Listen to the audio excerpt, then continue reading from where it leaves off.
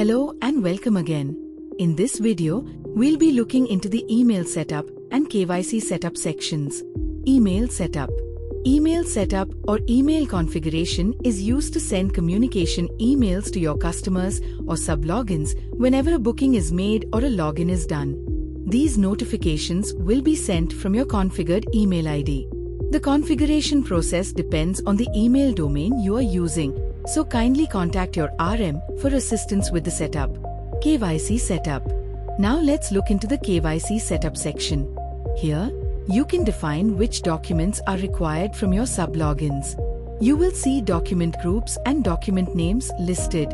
You can set whether a specific document is compulsory.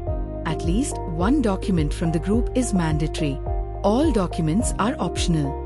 If you face any difficulty while setting up your KYC documents, feel free to contact your RM for assistance. Thank you for watching this video. We'll continue with more features in the next session.